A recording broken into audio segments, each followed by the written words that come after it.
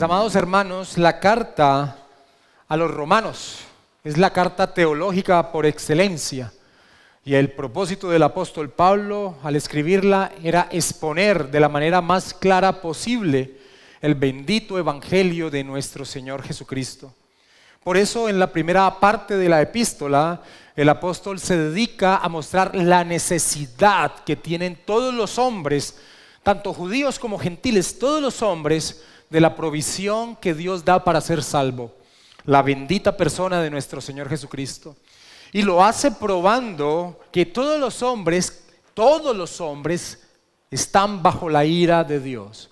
Son seres pecadores, y esto lo hace abarcando el capítulo 1, en especial desde el versículo 18 hasta el capítulo 3, versículo 20. Después el apóstol Pablo entra a mostrar de una manera maravillosa la obra de nuestro Señor Jesucristo y cómo a través de Él son justificados, es decir, son aprobados delante de la presencia de Dios todos aquellos que confían en Él, aferrando su existencia no en lo que ellos puedan hacer, sino en lo que nuestro Señor Jesucristo realizó. Y esto abarca el capítulo 3, versículo 21 y todo el capítulo 4 de la epístola a los romanos. En el capítulo 5 el apóstol Pablo señala que el cristiano puede y debe tener la absoluta certeza de su salvación. Y lo hace mostrando el fundamento en el que se soporta dicha seguridad. Y ese fundamento es que ya no estamos unidos a Adán como la cabeza federal, como el representante de nuestro ser ante Dios, como la cabeza pactual, sino que ahora estamos unidos a Cristo. Dios nos ve no a través de Adán, sino a través de la persona de nuestro Señor Jesucristo, y por eso nuestra salvación es segura.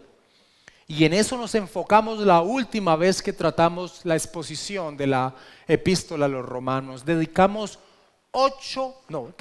9 sermones, 9 domingos a abarcar el capítulo 5 de Romanos, para mirar cómo el apóstol Pablo enfáticamente señala que el cristiano puede y debe tener la seguridad de su salvación. Ahora, al finalizar esas 9 enseñanzas, en la última enseñanza que tomamos en torno al capítulo 5 de Romanos, dijimos que había sido muy importante profundizar en torno a lo que el apóstol Pablo enseña en el capítulo 5, en torno a la seguridad de la salvación, porque a partir de ahora el apóstol Pablo va a entrar a hablarnos acerca del resultado que debe tener ese entendimiento de lo que el Señor Jesucristo hizo en torno a nuestra vida. Es decir, el apóstol Pablo se ha dedicado a mostrar en los capítulos que ya hemos estudiado acerca de cómo hemos sido justificados, cómo hemos sido aprobados delante de la presencia de Dios. Pero a partir de ahora, en el capítulo 6, 7 y 8, en especial el apóstol Pablo va a entrar a mostrar cómo Dios también nos santifica, cómo Dios nos santifica, es decir, una vida acorde a la salvación que hemos recibido. En otras palabras, el apóstol Pablo nos ha enseñado que la muerte de nuestro Señor Jesucristo nos libra del castigo del pecado, somos justificados, somos aprobados delante de Dios. Y ahora, en esta sesión que abarca el capítulo 6, 7 y 8 de la epístola a los romanos, empezamos a estudiar que la salvación también nos libra del poder del pecado, es decir, nuestra santificación. Pasamos de la justificación, cómo Dios nos libra de la ira, cómo Dios nos libra del castigo del pecado, y pasamos a ver la santificación, cómo Dios nos libra del poder del pecado. Si los capítulos que hemos estudiado han señalado la justificación, ahora entrará a mostrar la santificación. Y estas son dos verdades, la justificación y la santificación son dos verdades que no deben confundirse, tampoco deben separarse. Me gustó mucho la definición que da el Catecismo de Westminster a la pregunta ¿en qué difiere la justificación de la santificación? Y voy a dar la respuesta que da el Catecismo para que entendamos que estamos pasando de un énfasis de la epístola a otro énfasis de la epístola en torno a lo que es el Evangelio del Señor Jesucristo. Y me gustó cómo el Catecismo responde a esta pregunta: ¿en qué difiere la justificación de la santificación? Responde de esta manera: aunque la santificación está inseparablemente unida a la justificación, sin embargo hay diferencia entre ellos. La diferencia está en que en la justificación Dios imputa la justicia de Cristo, mientras que en la santificación su Espíritu infunde gracia y capacita de ejercerla.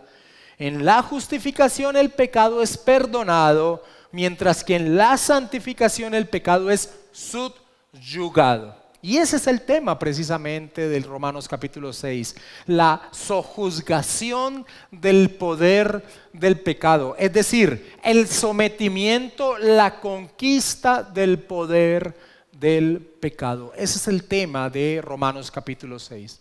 ¿Cómo vamos a abarcar el estudio de Romanos capítulo 6 en este mes de julio?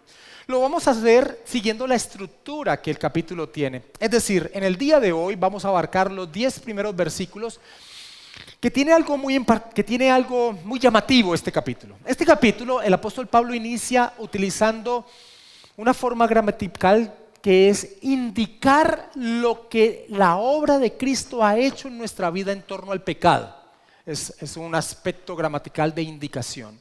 A partir del versículo 11 pasa de ese aspecto de indicación ya a hablarnos a exhortaciones, a mandatos de una forma imperativa. Va a empezar a ordenar después de haber entendido lo que la obra de Cristo hace en relación al pecado. Y finalmente va a entrar a mostrar, y ese sería el tercer domingo de enseñanza que vamos a tener este mes de julio.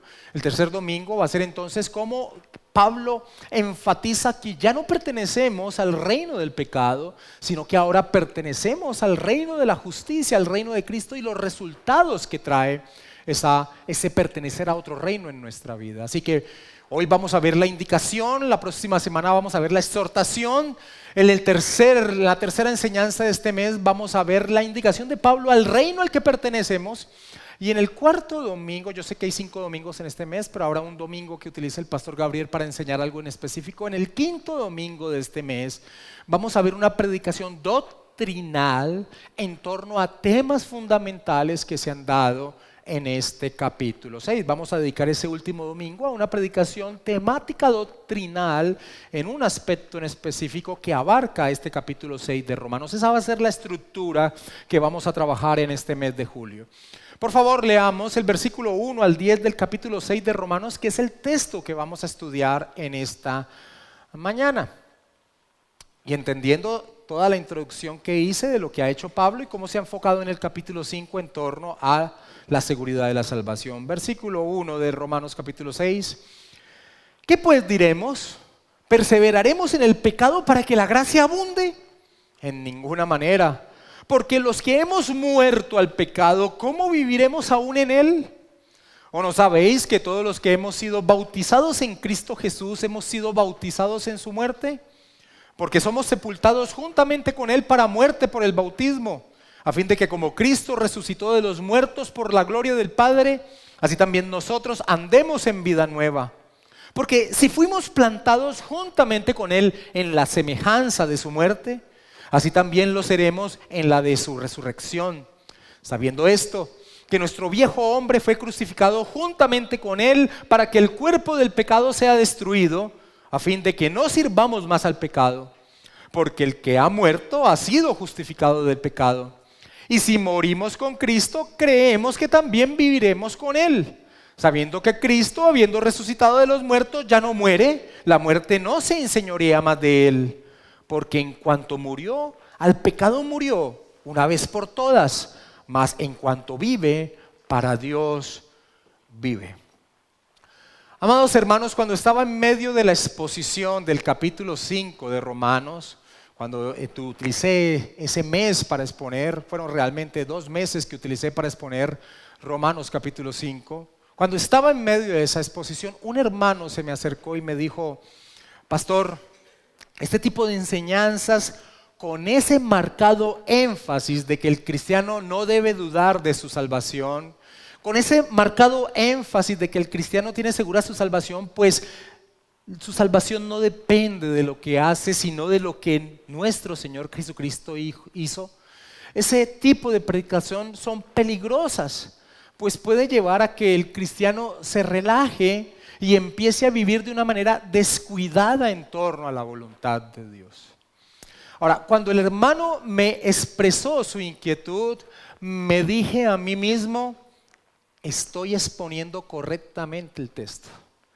Porque esa es precisamente la inquietud que vino a la mente de muchos cuando escuchaban a Pablo enseñar con ese énfasis dicha seguridad que el cristiano debe tener. Al hermano le dije que este no era el fin de la exposición de Pablo del bendito evangelio del Señor Jesucristo. Que así como había un capítulo 5 en la epístola de los Romanos, hay un capítulo 6. Que así como la justificación hace parte del resultado de la obra de nuestro Señor Jesucristo, la santificación también. Y es precisamente con esa inquietud que viene a la mente de muchos y que también tristemente trae la tergiversación de parte de otros de entender la gracia de Dios. Es precisamente con esa inquietud que Pablo continúa su exposición en la epístola a los Romanos. Por favor, leamos el versículo 1 una vez más de Romanos capítulo 6. ¿Qué pues diremos? ¿Perseveraremos en el pecado para que la gracia abunde? Yo voy a parafrasear más o menos esta pregunta que Pablo se hace y que vemos que es común que Pablo haga en la forma en que él escribe la epístola a los Romanos. Recuerden que Pablo escribe de una forma que se llama diatriba y es que continuamente trae a una especie de polemista en torno a lo que él ha expresado.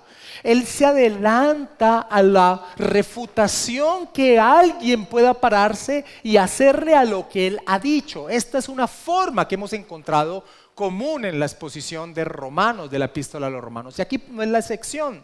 Después de que Pablo ha enfatizado que el cristiano puede y debe tener la absoluta certeza de su salvación, porque su salvación no depende de lo que haga, sino de lo que Cristo hizo, seguramente sabía que alguien podía entrar a refutar esa enseñanza. Y yo quisiera parafrasear ese versículo 1 con esa pregunta que posiblemente se le hiciera al apóstol Pablo de la siguiente manera.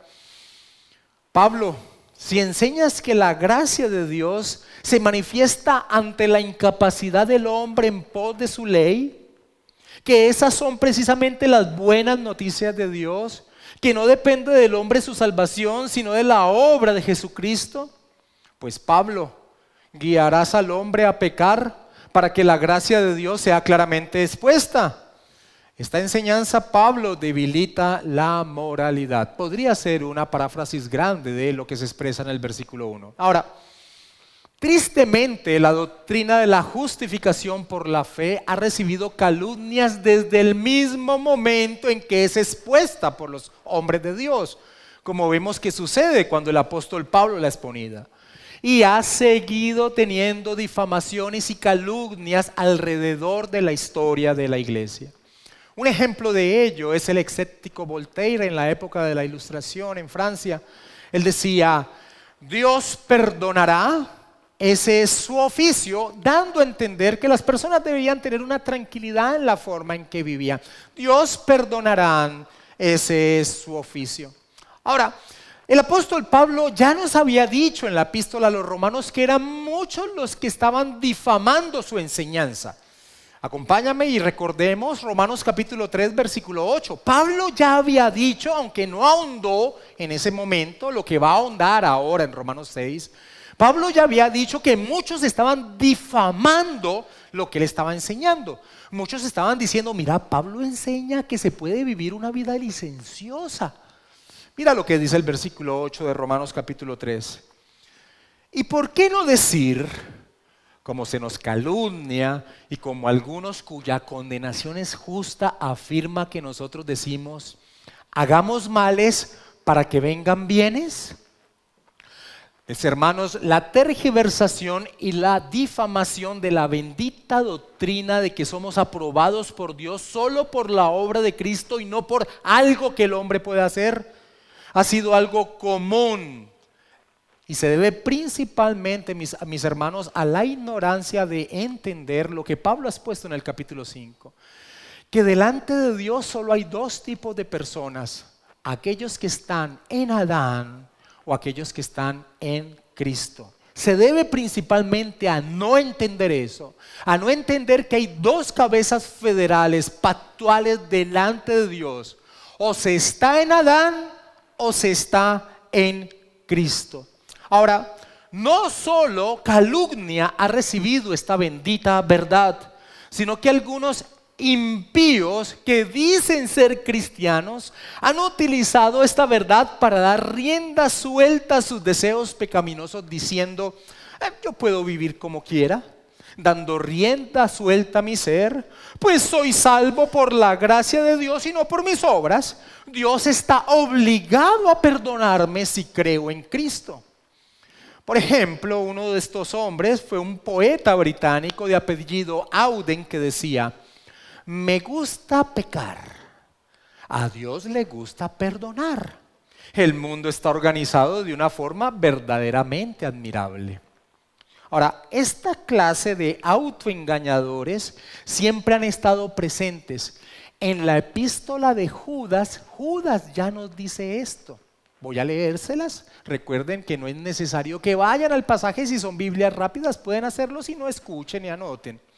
En el capítulo 1 de Judas, solo tiene un capítulo, más bien en el versículo 4 de la epístola de Judas, Judas dice lo siguiente: porque algunos hombres han entrado encubiertamente, los que desde antes habían sido destinados para esta condenación, hombres impíos que convierten en libertinaje la gracia de nuestro Dios.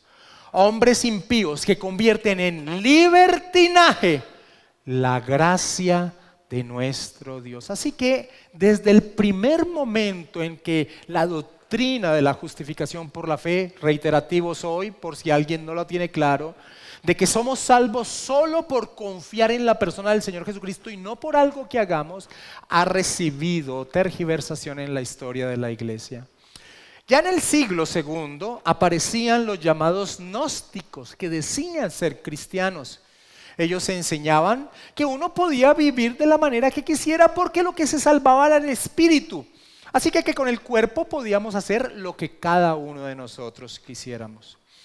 Y al día de hoy también está presente la tergiversación de esta bendita verdad de la salvación solo por la fe en Jesús. Por ejemplo, encontramos en medio de nosotros una secta llamada Creciendo en Gracia. Y Creciendo en Gracia enseña que nosotros los cristianos ya no tenemos ninguna relación con el pecado. Así que podemos vivir de la forma en que queramos. Salvos, siempre salvos, en un malentendimiento de la gracia de Dios, como ellos lo entienden. Ahora, este tipo de posiciones son conocidas como antinomianistas. Antinomianistas es porque van en contra, rechazan la ley de Dios. Rechazan la ley de Dios como la forma de guía de nuestra vida en pos de Él. Dicen: la ley de Dios no tiene nada que ver con nosotros. Nosotros expresamos que la Escritura nos enseña que nosotros no somos salvos por la ley de Dios, somos incapaces de cumplirla. Pero sí nos guía cuando el Señor nos ha dado su Santo Espíritu para vivir, para agradarle. Tenemos una guía de vida a través de la ley. Pero este grupo de personas o de grupos que se han levantado en la historia de la iglesia rechazan y dicen: podemos vivir de la forma licenciosa que nosotros queramos. Mis hermanos, es ante esa tergiversación de la bendita verdad de la gracia de Dios reflejada en el Evangelio, a la cual el apóstol Pablo da una respuesta tajante y definitiva en este capítulo 6 de Romanos. Y quiero que volvamos a leer el versículo 1 y leamos la primera parte del versículo 2 de Romanos capítulo 6. Entendiendo el contexto de dónde surge la pregunta. ¿Qué pues diremos?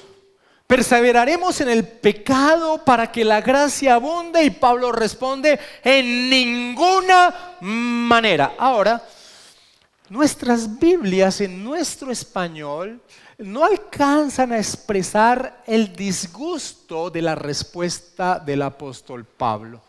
La frase en el griego es una frase que implica desagrado. disgusto ante la expresión, ante la insinuación que se está dando. En ninguna manera, por supuesto que no, deberíamos leerlo como casi quebrantada la voz de ira ante lo que se está exponiendo en el versículo 1. Y Pablo va a entrar a afirmar lo absurdo, lo estúpido de dicho pensamiento. Leamos la parte B del versículo 2 de Romanos 6. Él dice: en ninguna manera, porque los que hemos muerto al pecado, ¿cómo viviremos aún en él? La afirmación tajante que da el apóstol Pablo para rechazar cualquier actividad de pecado, como algo relacionado de manera natural o común en la vida del cristiano, es que hemos muerto al pecado. Esa es la afirmación tajante de Pablo. ¿Cómo vas a decir que entonces el cristiano peca de forma natural en su vida para que la gracia de Dios entonces se magnifique en él? ¿Cómo puedes decir eso? ¿Cómo eres de ignorante al decir eso? ¿No entiendes que hemos muerto al pecado? Esa es la afirmación que hace el apóstol Pablo. Ahora, la pregunta que inmediatamente debe surgir en nuestras mentes ante la afirmación que hace Pablo de que el cristiano ha muerto al pecado es: ¿qué quiere decir con eso, Pablo? ¿En qué sentido el cristiano ha muerto al pecado? Ahora, dar una respuesta adecuada a dicha inquietud es fundamental, porque muchos han interpretado que lo que Pablo está enseñando es que el pecado ya no tiene ningún tipo de influencia en la vida del cristiano. Que cuando la persona se hace cristiana y recibe el Espíritu Santo de Dios, ya el pecado no tiene nada que ver con su vida, que no hay ninguna tentación que él deba resistir. Esto es lo que se conoce como la santificación perfecta que propugnan en su mayoría las iglesias wesleyanas, que son muchas o una gran mayoría en medio de nosotros. Juan Wesley, que tenía esta posición, enseñaba que después de la justificación venía una segunda obra de gracia de Dios que hacía perfecta la santificación en el cristiano. Ahora, Wesley no podía negar los diferentes pecados que cometían los cristianos, pero él rebajó el pecado a error. Ya no lo llamó pecado, sino que decía que eran errores que cometía el cristiano. Esto es algo que va en contra de las Escrituras y es algo que va en contra de la misma experiencia del hombre. El apóstol Juan, por ejemplo, escribiendo en un contexto que tenía este aspecto de falsos maestros, diciendo: cristiano, vive como quieras, porque el pecado ya no tiene relación con tu vida. Juan, cuando escribe la primera epístola de Juan, ese es el contexto en el cual escribe: el nacimiento del gnosticismo que enseñaba esto. Juan escribe esa primera epístola en torno a esos falsos maestros gnósticos que empezaban a surgir en medio de la iglesia. Y recuerden, ellos decían: lo que se salva es lo espiritual, lo material no importa, puedes vivir como quieras. Y decían: el pecado no tiene nada de relación en tu vida. Pero mira lo que dice Juan, o voy a leerte lo que dice Juan en primera de Juan capítulo 1 versículo 8. El apóstol Juan dice: si decimos que no tenemos pecado, nos engañamos a nosotros mismos y la verdad no está en nosotros. Y más adelante en el capítulo 2 versículo 1 de primera de Juan dice: hijitos míos, estas cosas os escribo para que no pequéis. Y si alguno hubiere pecado, abogado tenemos para con el Padre, a Jesucristo el justo. Así que decir que la vida del cristiano ya no tiene ninguna influencia del pecado, es decir, que la obra de intercesión eterna de nuestro Señor Jesucristo por los suyos, pues no tendría sentido. Es más, tan claro es que nosotros como cristianos pecamos, no como una actividad en nuestra vida, pero pecamos porque somos seres todavía con una naturaleza caída, el remanente del pecado. Tan claro es eso, que cuando los discípulos del Señor Jesucristo le dicen al Señor: enséñanos a orar, Él en medio de la oración modelo que les da, les dice que debíamos decirle: y perdona nuestras deudas, como también nosotros perdonamos a nuestros deudores. Y eso muestra que los cristianos no estamos libres de la influencia del pecado en nuestras vidas. Así que, muertos al pecado, que es la afirmación que trae Pablo para refutar ese tipo de pensamiento de que, pues el cristiano entonces que peque para que la gracia de Dios sea magnificada. Muertos al pecado no puede querer decir que el pecado ya no tiene ninguna influencia en nuestra vida. Así que, ¿qué quiere decir Pablo con esta expresión? ¿En qué sentido los cristianos estamos muertos al pecado? Leamos versículo 3 al versículo 5 de Romanos capítulo 6. ¿O no sabéis, sigue diciendo Pablo, o no sabéis que todos los que hemos sido bautizados en Cristo Jesús, hemos sido bautizados en su muerte? Porque somos sepultados juntamente con Él para la muerte por el bautismo, a fin de que como Cristo resucitó de los muertos por la gloria del Padre, así también nosotros andemos en vida nueva. Porque si fuimos plantados juntamente con Él en la semejanza de su muerte, así también lo seremos en la de su resurrección. Ahora, el énfasis que hago tiene un propósito y ya se van a dar cuenta cuál.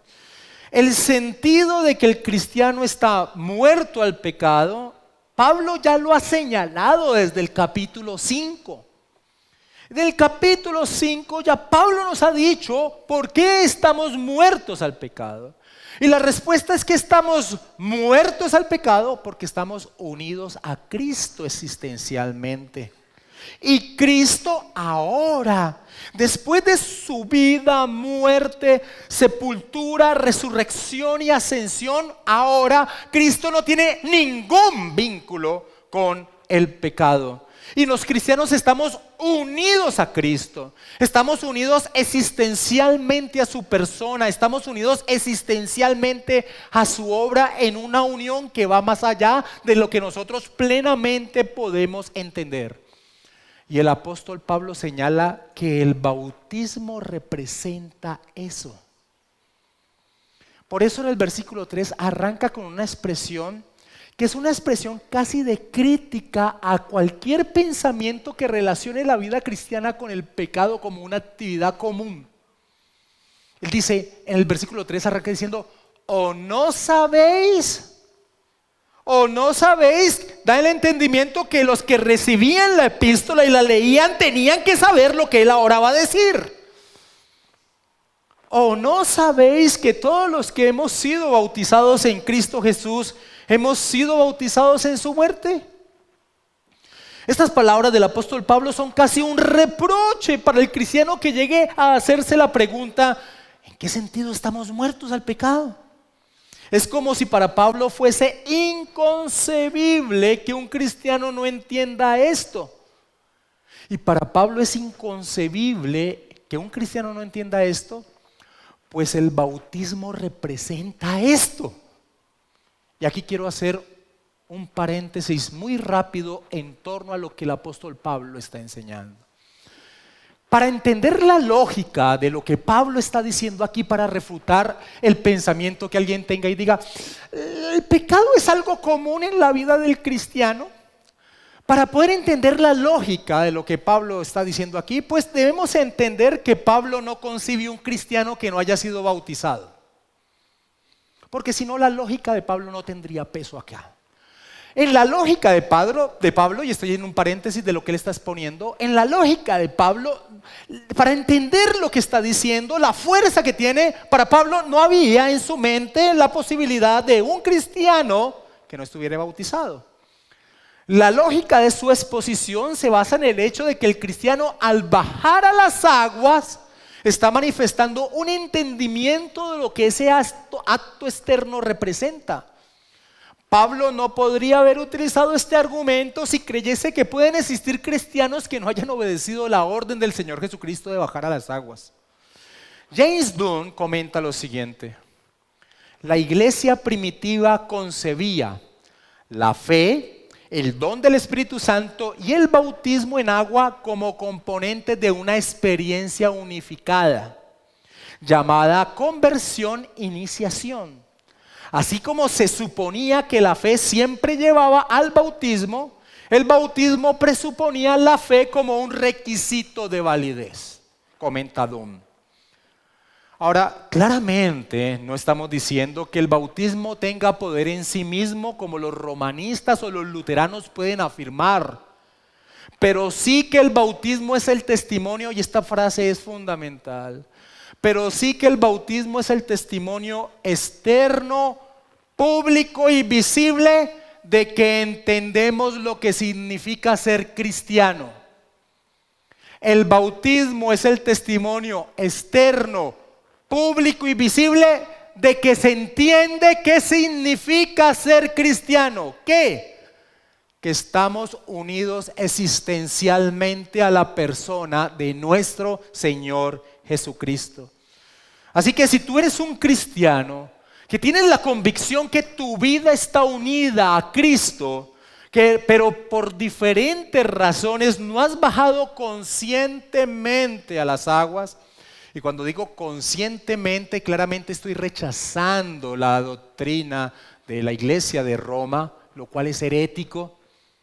Si tú eres un cristiano que tienes la convicción que tu vida está unida a Cristo, pero por diferentes razones no has bajado conscientemente a las aguas, déjame decirte que dentro de la lógica de la mente del apóstol Pablo es inconcebible tu negligencia de hacerlo. Cierro el paréntesis y vuelvo a la exposición de Pablo en el versículo 3. ¿O no sabéis que todos los que hemos sido bautizados en Cristo Jesús hemos sido bautizados en su muerte? Para poder entender la fuerza que tiene la palabra que tomó el Nuevo Testamento para llamar al acto externo de bajar a las aguas, la palabra bautismo, para poder entender la fuerza que tiene esa palabra, debemos entender cómo se utilizaba esa palabra en el siglo I. Esa palabra se utilizaba cuando se cogía una tela y se sumergía en un tinte.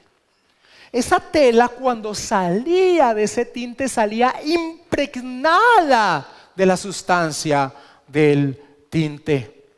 El bautizarse, mis hermanos, es la expresión externa de entendimiento de que estamos unidos existencialmente, y he repetido esta palabra unas 7 veces ya. Estamos unidos existencialmente a la persona de nuestro Señor Jesucristo. Estamos inmersos en Él. Estamos inmersos en Él. El apóstol Pablo, cuando les escribe a las iglesias que se encontraban en la región de Galacia, les dice: porque todos los que habéis sido bautizados en Cristo, de Cristo estáis revestidos. Esto lo dice en Gálatas 3:27. Ahora, cuando Pablo les escribía a los cristianos en la ciudad de Corinto, la ciudad de Corinto era una ciudad muy especial, entre comillas. Los ciudadanos de Corinto veían como común, como natural, la inmoralidad sexual. Para ellos era natural, desde chiquitos la inmoralidad sexual era algo común en su ciudad. Pero los cristianos que estaban en Corinto debían entender que ahora que estaban unidos a Cristo, la inmoralidad sexual era un imposible en su vida. Y mira lo que Pablo les dice en 1 Corintios capítulo 6, versículo 15 al 17. Es algo tremendo, es algo chocante cuando entiendes lo que está expresando Pablo. Esa es la palabra, es algo chocante cuando entiendes lo que está expresando Pablo. Pablo les dice a los corintios: ¿no sabéis que vuestros cuerpos son miembros de Cristo? Estamos unidos existencialmente con Cristo. ¿Quitaré pues los miembros de Cristo y los haré miembros de una prostituta? De ningún modo. ¿O no sabéis que el que se une con una prostituta es un cuerpo con ella? Porque dice: los dos serán una sola carne. Pero el que se une al Señor, un espíritu es con Él. Estamos unidos existencialmente con la persona del Señor Jesucristo. ¿Cómo alguien puede llegar a pensar que el pecado es algo común en la vida de un cristiano?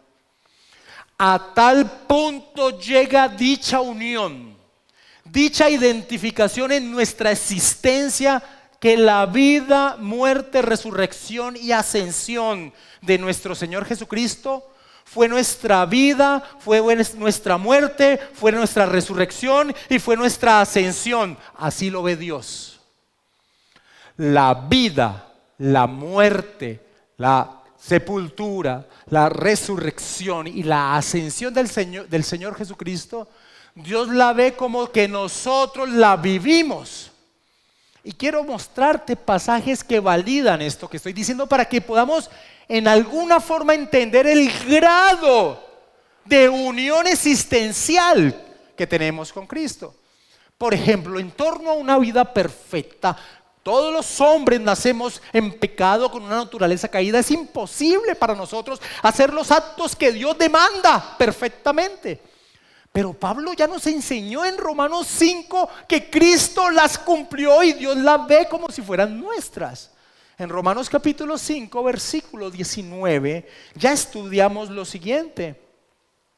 Porque así como por la desobediencia de un hombre los muchos fueron constituidos pecadores, así también por la obediencia de uno, de Cristo, los muchos serán constituidos justos. Su obediencia perfecta Dios la ve como nuestra, porque estamos unidos existencialmente con Él.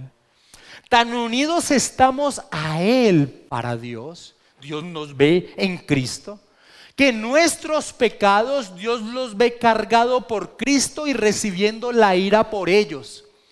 En 2 Corintios 5, 21, y voy a leerlo de la versión nueva, versión internacional, el apóstol Pablo dice: al que no cometió pecado alguno, hablando de Cristo, por nosotros, dice Pablo, Dios lo trató como pecador para que en Él recibiéramos la justicia de Dios.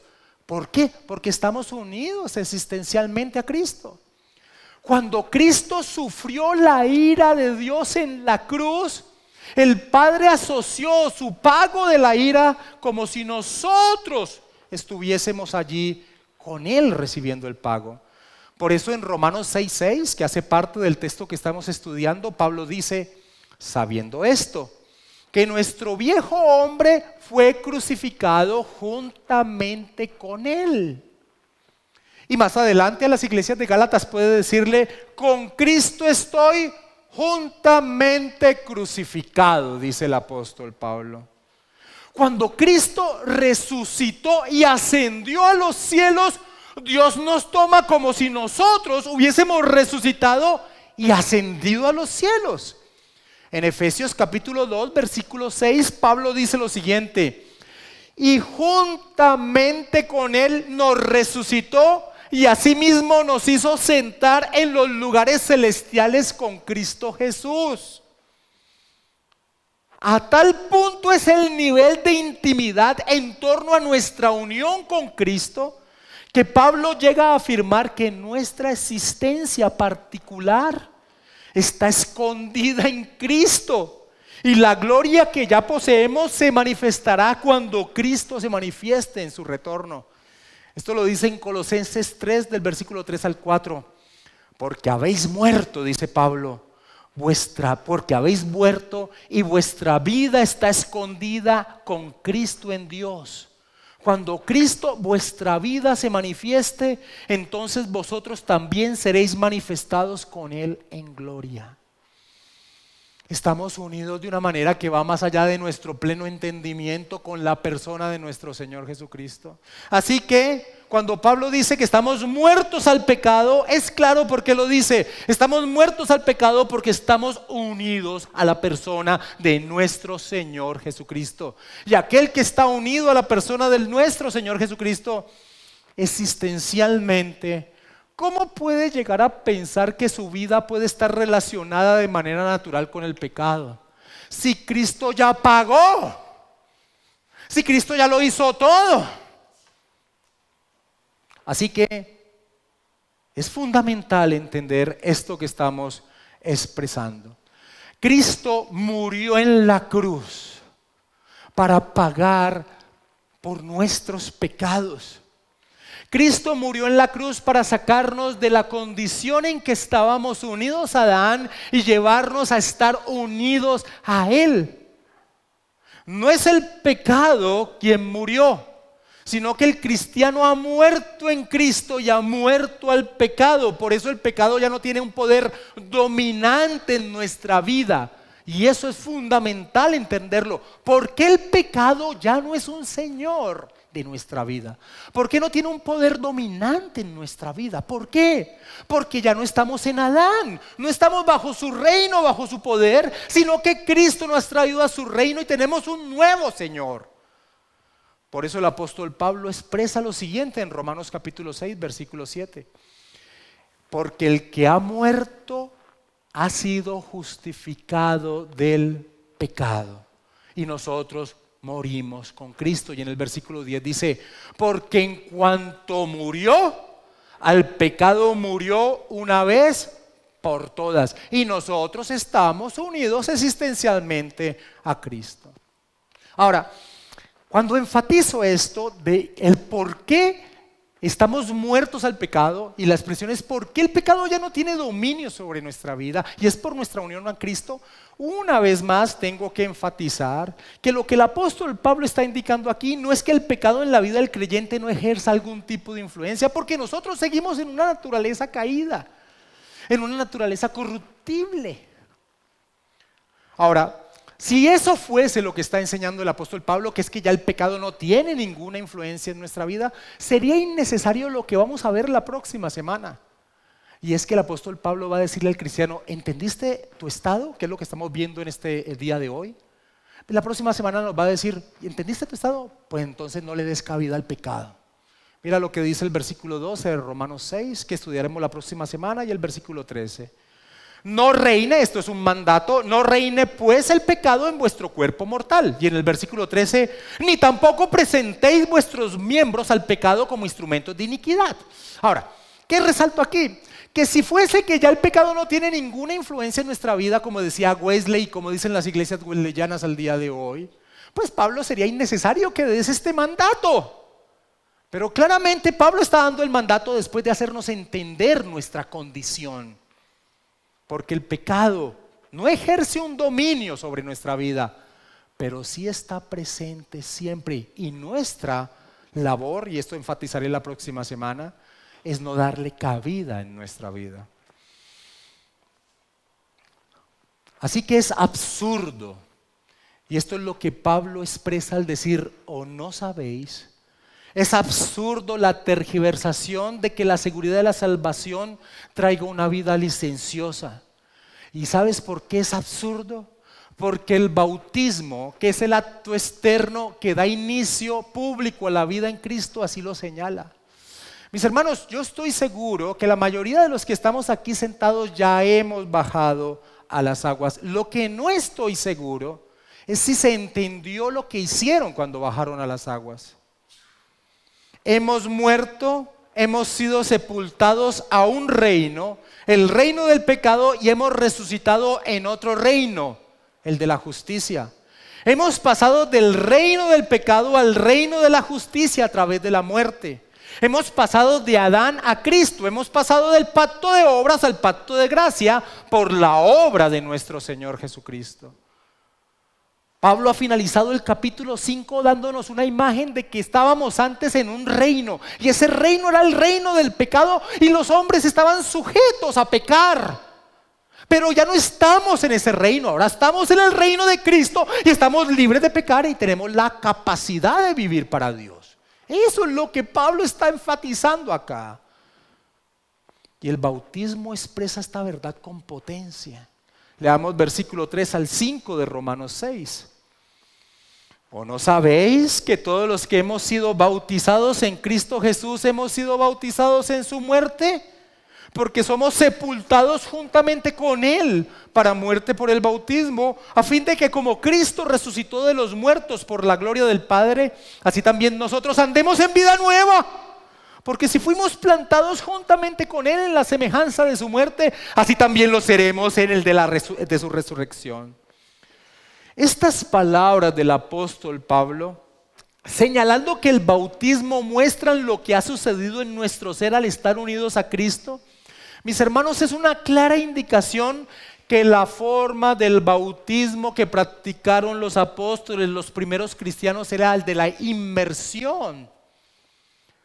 El de la inmersión, es decir, que el creyente que entiende lo que significa ahora su vida, lo que significa ser cristiano, que está unido existencialmente con Cristo, es decir, que la obra de Cristo Dios la ve como si fuera propia de cada uno de los cristianos.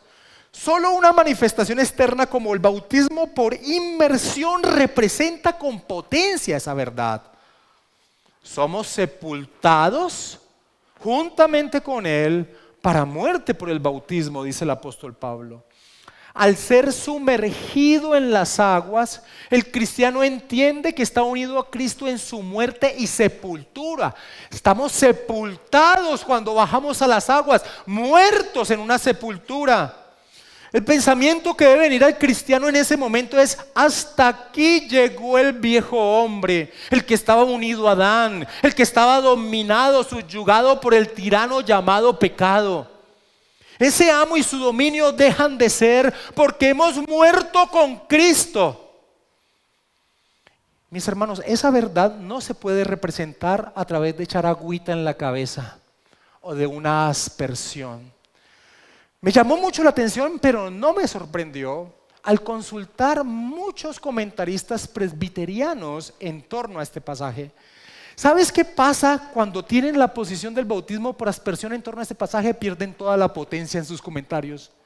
Claramente ellos dicen que el bautismo puede ser por aspersión. Esto no tendría ninguna potencia en torno a la manifestación externa de lo que significa la ordenanza del Señor Jesucristo.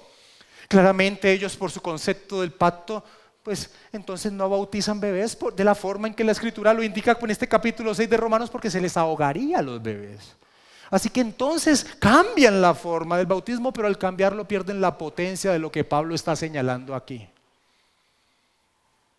Lo maravilloso de la ordenanza del bautismo es que su representación no se queda allí, sepultados y muertos, sino que también representa que resucitamos. Cuando salimos de las aguas, salimos a una nueva vida, a un nuevo reino, limpios a vivir para Dios bajo un nuevo amo que es Cristo. Y esto lo resaltaremos en próximas semanas. Y eso es precisamente lo que Pablo enfatiza con fuerza a partir del versículo 4, parte B. A fin de que como Cristo resucitó de los muertos por la gloria del Padre, así también nosotros andemos en vida nueva. Porque si fuimos plantados juntamente con Él en la semejanza de su muerte, así también lo seremos en la de su resurrección. Pablo en 2 Corintios capítulo 5, versículo 14 en adelante dice lo siguiente, escucha. Porque el amor de Cristo nos constriñe, pensando esto, que si uno murió por todos, luego todos murieron. Y por todos murió para que los que viven ya no vivan para sí, sino para aquel que murió y resucitó por ellos. De manera que nosotros, dice Pablo, de aquí en adelante a nadie conocemos según la carne, y aun si a Cristo conocimos según la carne, ya no lo conocemos así, de modo que si alguno está en Cristo, una nueva creación es. Las cosas viejas pasaron, he aquí todas son hechas nuevas, y eso lo representa con potencia el bautismo. Y ese es el glorioso mensaje del Evangelio de nuestro Señor, que teniendo la plena certeza de nuestra salvación por la obra de nuestro Señor Jesucristo, entendemos que somos libres para vivir para Dios. El pecado ya no tiene dominio sobre nuestra vida, no tiene dominio sobre nuestra vida. Y Pablo señala esto del versículo 6 al 10 de Romanos 6. Sabiendo esto, que nuestro viejo hombre fue crucificado juntamente con él para que el cuerpo del pecado sea destruido. Una mejor traducción es para que el cuerpo de pecado pierda su poder, a fin de que no sirvamos más al pecado. Cristiano, no es natural que peques. El resultado del pecado es lágrima, llanto y muerte, y tú no estás en esa condición. Porque el que ha muerto ha sido justificado del pecado. Y si morimos con Cristo, creemos que también viviremos con Él, sabiendo que Cristo, habiendo resucitado de los muertos, ya no muere. La muerte no se enseñorea más de Él. Porque en cuanto murió al pecado, murió una vez por todas, mas en cuanto vive, para Dios vive. Y nosotros estamos unidos existencialmente con Él. Ahora, ¿cuál es el propósito del apóstol Pablo con estas palabras del versículo 1 al 10? ¿Cuál es el propósito, la aplicación que tiene esta indicación que hace Pablo en estos 10 versículos? Señalarle al cristiano que el pecado ya no domina tu vida, que ahora tu vida tiene un nuevo Señor, Jesucristo, y los frutos de vivir bajo su señorío son maravillosos, lo cual estudiaremos en 3 semanas. Es como si Pablo a través de estos versículos dijese lo siguiente, y esta es la frase homilética de la predicación. Ahora los que van a entrar a estudiar homilética en unos días, esta es la frase homilética de la predicación, la frase que resume la enseñanza. Pablo está tratando de decirnos: cristianos, tienes que ser consciente de la libertad que tienes. Sé consciente, no eres un esclavo del pecado, no es natural en tu vida. Del reino al que perteneces debes ser consciente. El pecado ya no es tu amo. No tienes por qué pecar. Así que la pregunta con que inicia el versículo 1 es absurda e ignorante. Y por eso la respuesta del apóstol Pablo es una respuesta con rabia. ¿Cómo alguien puede pensar que pecar es algo común en la vida? O que pecar es bueno para que se resalte la gracia de Dios. O alguien puede pensar que eso es lo que se enseñan en las iglesias. Quiero terminar con una ilustración que trae Martyn Lloyd-Jones en torno a este pasaje. Una ilustración es algo que da luz a lo que se ha enseñado. Ese es el significado de la palabra ilustración. Martyn Lloyd-Jones trae la siguiente ilustración en torno a este pasaje. Dice Lloyd-Jones: tomemos el caso de esos pobres esclavos en los Estados Unidos de Norteamérica hace más de 100 años. Se encontraban en una condición de esclavitud. Después se dio la Guerra Civil Norteamericana y como resultado se abolió la esclavitud en los Estados Unidos. Pero, ¿qué había sucedido en realidad? A todos los esclavos, jóvenes y ancianos, se les dio su libertad.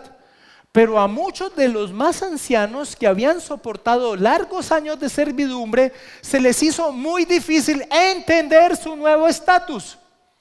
Escucharon la declaración de que la esclavitud se había abolido y de que eran libres, pero cientos de veces, por no decir miles, en su vida después de la abolición, muchos de ellos no se dieron cuenta de eso y cuando veían que se acercaba a su antiguo amo, comenzaban a tambalearse, a temblar y a preguntarse si iban a ser vendidos.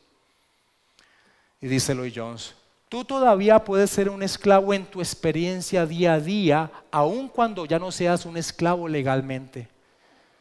Sientas lo que sientas, sea cual sea tu experiencia, Dios nos dice aquí por medio de su palabra que si estamos en Cristo ya no estamos en Adán, ya no estamos bajo el reino y gobierno del pecado. Y si caigo en pecado, ¿cómo lo hago? Es solo porque no me doy cuenta de quién soy yo. Date cuenta. Recuérdalo, mi amado hermano aquí presente y tal vez amigo que está llegando. En Cristo no es natural pecar, no es natural pecar porque no tiene ya dominio sobre nosotros.